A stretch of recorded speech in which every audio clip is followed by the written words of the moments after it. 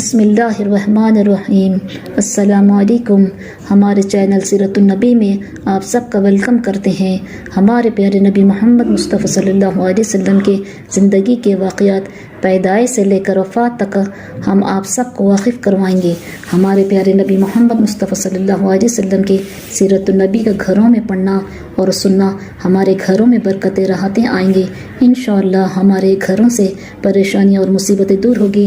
آپ سب سے گزارش ہے کہ ہمارے چینل سیرت النبی کو سپورٹ کیجیے اور زیادہ سے زیادہ اس ویڈیو کو امت مسلمہ تک پہنچائیے۔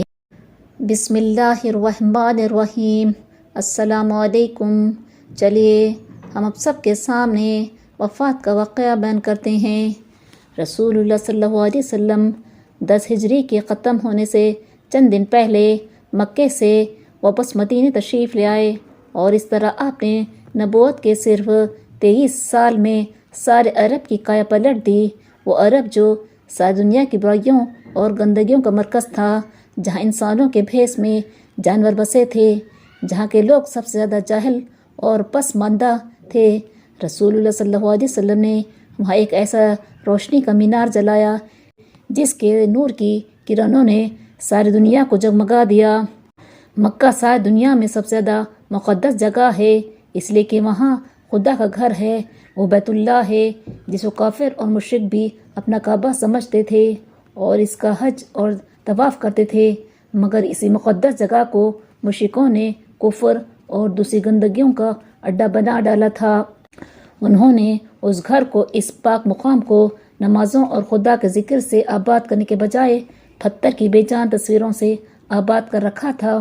انہوں نے خدا کے اس گھر کو، جو دنیا بھر کا مرکز ہے، طرح طرح کی بدکاریوں اور گناہوں سے سجایا تھا، اور جب مرکز کا یہ حال تھا تو ساری دنیا میں گناہوں اور اندھیروں کا پھیلنا ضروری تھا، چنانچہ ہر طرف گمراہی اور بدکاریوں کا چرچا تھا۔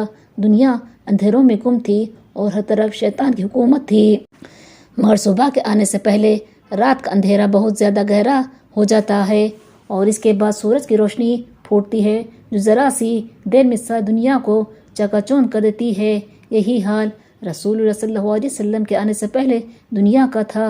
ہر طرف ظلم، جہالت اور گناہوں کا راج تھا، اور لوگوں میں طرح طرح کی برائیاں رج بس گئی تھی کہ اچانک نور کی ایک کرن پھوٹی اور دنیا کا سب سے بڑا انسان ان اندھیروں سے لڑتا ہوا سامنے آیا، جس کے ہاتھ میں ایمان اور سچائی کی قندیل روشن تھی۔ رسول اللہ صلی اللہ علیہ وسلم نے ایسے لوگوں میں اپنا پیغام پہنچانا شروع کیا جو بھلائی اور سچائی سے بہت دور جا چکے تھے۔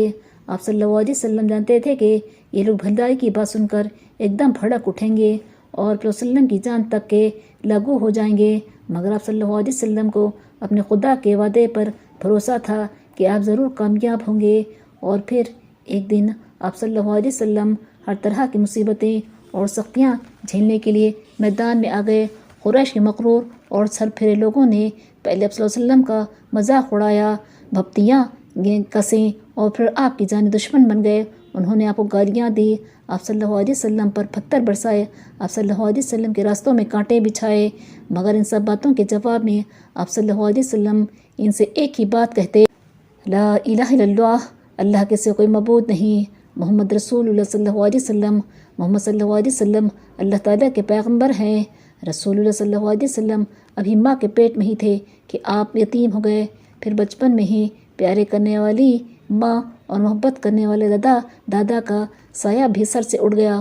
اس بے کسی کے ساتھ آپ صلی اللہ علیہ وسلم کی زندگی شروع ہوئی، مگر جب صلی اللہ علیہ وسلم کی وفات ہوئی تو آپ صلی اللہ علیہ وسلم گویا سارے عرب کے بادشاہ تھے۔ بڑے بادشاہوں نے آپ کے سامنے سر جھکا دیا تھا اور بڑے فخر کے ساتھ آپ کی امت میں شامل ہو چکے تھے، ہمارے سب کے ہوتے ہوئے بھی آپ صلی اللہ علیہ وسلم کی زندگی بے حد سادہ اور غریب آدمیوں جیسی تھی۔ آپ کھانے میں اکثر جو کی روٹی ہوتی تھی، مگر یہ جو کی روٹی بھی اکثر آپ کو 2 دن تک پیٹ بھر کر نہ ملی۔ اکثر آپ صلی اللہ علیہ وسلم کے پاس اتنے پیسے بھی نہیں ہوتے تھے کہ آپ صلی اللہ علیہ وسلم گھر میں کھانا پکوا سکیں۔ بعض دفعہ مہینوں اور ہفتوں آپ صلی اللہ علیہ وسلم گھر میں چولہا نہیں جل سکا، صرف پانی اور کھجوروں پر گزارا کیا کہ آپ صلی اللہ علیہ وسلم نے کبھی کسی کھانے کو برا نہیں کہا، بلکہ جو موجود ہوتا اسے کھا لیتے اور خدا کا شکر ادا فرماتے، لیکن اگر پسند نہ ہوتا تو ہاتھ روک لیتے۔ دنیا کے کاموں میں آپ صلی اللہ علیہ وسلم نے اپنے آپ کو کبھی دوسروں سے بڑھ کر نہیں سمجھا، بلکہ دوسروں کے ساتھ آپ صلی اللہ علیہ وسلم خود بھی کام میں لگ جاتے تھے۔ مدینے میں جب مسجد نبوی صلی اللہ علیہ وسلم بنائی جا رہی تھی تو آپ صلی اللہ علیہ وسلم بھی عام آدمیوں کی طرح گارا مٹی ڈھو کر لا رہے تھے۔ اسی طرح غزوہ احزاب میں جب خندق کھودی جا رہی تھی تو آپ صلی اللہ علیہ وسلم بھی سب کے ساتھ کھدائی کام میں لگے ہوئے تھے۔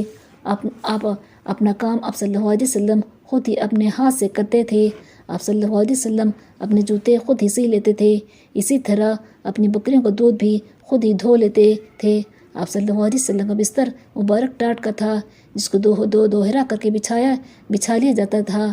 ایک مرتبہ ایک انصاری عورت نے آپ صلی اللہ علیہ وسلم کا معمولی بستر دیکھا تو اسے بڑا خیال ہوا کہ رسول اللہ صلی اللہ علیہ وسلم اتنے معمولی بستر پر سوتے ہیں۔ وہ فوراً اپنے گھر گئی اور حضور صلی اللہ علیہ وسلم کے لیے اس سے اچھا بچھونا لے کر آئی۔ جب آپ صلی اللہ علیہ وسلم نے وہ بستر دیکھا تو عائشہ رضی اللہ تعالیٰ عنہا سے پوچھا کہ یہ کیا ہے؟ انہوں نے بتلایا کہ ایک انصاری عورت آپ کے لیے لائی ہے۔ آپ صلی اللہ علیہ وسلم نے فرمایا اسے واپس کر دو۔ خدا کی قسم، اگر میں چاہوں تو خدا پاک میرے لیے سونے چاندی کے پہاڑ کھڑے کر دیں۔ ایک مرتبہ ام المومنین حفصہ رضی اللہ تعالیٰ عنہا نے وہ ٹاٹ کا ٹکڑا جو آپ صلی اللہ علیہ وسلم کا بستر تھا دوہرا کرنے کے بجائے 4 تہیں کر کے بچھا دیا تاکہ آپ صلی اللہ علیہ وسلم کو اس پر زیادہ آرام ملے۔ صبح کو رسول اللہ صلی اللہ علیہ وسلم نے حضرت حفصہ رضی اللہ تعالیٰ عنہ سے پوچھا کہ میرے لیے کیا بچھایا تھا؟ انہوں نے بتایا کہ وہی ٹاٹ کا ٹکڑا بچھایا تھا، مگر آج اس کی 4 تہہ کر دی تھی تاکہ آپ کو زیادہ آرام ملے۔ آپ صلی اللہ علیہ وسلم نے فرمایا اسے ویسا ہی کر دو جیسا وہ تھا، آج اس نے مجھے رات کی نماز سے روک دیا۔ اب ہم اس واقعے کو ختم کرتے ہیں۔ انشاءاللہ ہم نیکسٹ ویڈیو میں ان واقعات کو بیان کریں گے۔ اگر ہماری ویڈیو آپ سب کو پسند آئی تو لائک شیئر کریے اور سبسکرائب کریے۔ اللہ حافظ۔